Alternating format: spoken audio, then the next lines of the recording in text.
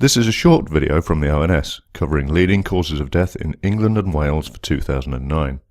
For a transcript, email info@ons.gov.uk. We will look at the population of England and Wales, and in 2009 it was almost 55 million. If we bring up this pie chart, we can see that of the population, less than 1% died in 2009, accounting for around 500,000 deaths. Now, if we bring up this chart looking at deaths for males and females, we can see that there were more deaths, 52%, amongst females than for males, 48%. The majority of deaths for males and females occurred at older ages, shown here by the green shading on the graph. Almost 8 out of 10 deaths for males in 2009 were for those aged 65 and over. For women, almost 9 in every 10 deaths were for those aged 65 and over. The various causes of death can be banded together into a number of group causes that you can see here, as defined by the World Health Organization. Coming up, we will examine the 3 leading causes of death for males and females of different age groups. These groups were inspired by the 7 Ages of Man from Shakespeare's play As You Like It. Deaths that occurred amongst infants less than a year old have been excluded from the first age group.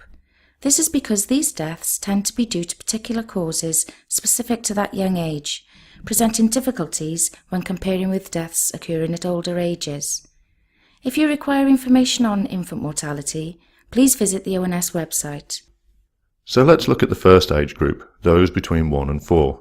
Here are all the causes of death we showed earlier, and only about 1 in every 1,000 deaths occur within this age group. Here we'll fade out some of the causes of death and leave it on the main causes for both boys and girls. We'll put them in order and then bring up some bars to show the percentage of deaths for each type. We can see that the main cause of death for both boys and girls is congenital anomalies, which are defined as conditions present from birth, whether inherited or caused by environmental factors. This cause of death accounts for approximately 1 in 6 male deaths and 1 in 7 female deaths. There were about the same number of deaths of males and females, less than 250 of each, and the 3 leading causes seen here accounted for around a quarter of deaths in both boys and girls. Moving on, the second age is 5 to 19 years, and again, fading out the causes of death and then moving them, we see that influenza and pneumonia, meningitis and septicemia have disappeared from the top 3 causes of death and been replaced by land transport accidents and suicide. Congenital anomalies continued to feature for both males and females, but were overtaken as the leading cause of death by land transport accidents.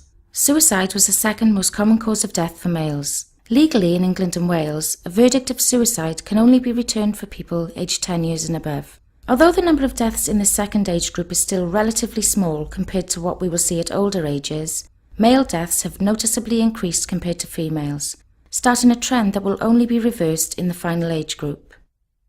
Now looking at the third age, 20 to 34 years, this age group is unique within this study in that the causes and order of ranking were identical for males and females. Suicide was the most common cause, accounting for more than 1 in 5 male deaths.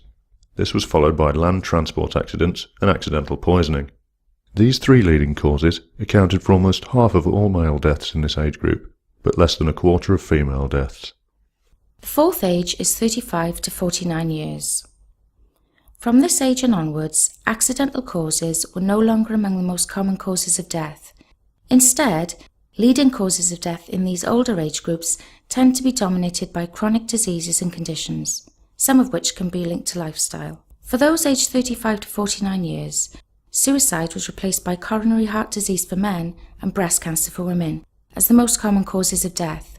Cirrhosis and other liver diseases appear for both males and females.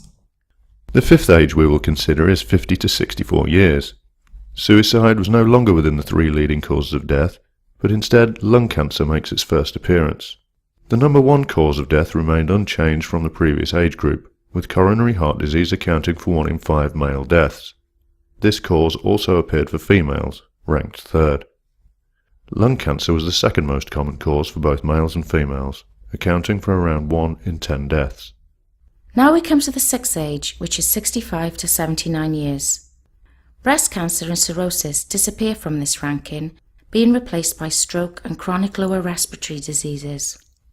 Coronary heart disease rose to the top for females, mirroring the trend already seen in males at younger ages. Lung cancer remained as the second most common cause for both men and women. In 2009, approximately a third of all male deaths and a quarter of all female deaths occurred between the ages of 65 and 79. Finally, in the seventh age group, we look at those aged 80 years and above. Lung cancer and chronic lower respiratory diseases were no longer among the three leading causes. Circulatory diseases, coronary heart disease and stroke, accounted for more than a quarter of deaths for both men and women. Coming around full circle, influenza and pneumonia, last seen in the first age, once again feature in the male ranking. Diseases associated with old age, dementia and Alzheimer's disease, feature for females but not for males. In 2009, this final age group of 80 years and above saw 1 in every 2 deaths. A point to note is that for females, the number of deaths in this age group exceeded the combined total of the previous 6 age groups. ONS publish regular bulletins relating to causes of death, some of which you can see appearing on the screen here. For more information and the latest data, please visit our website.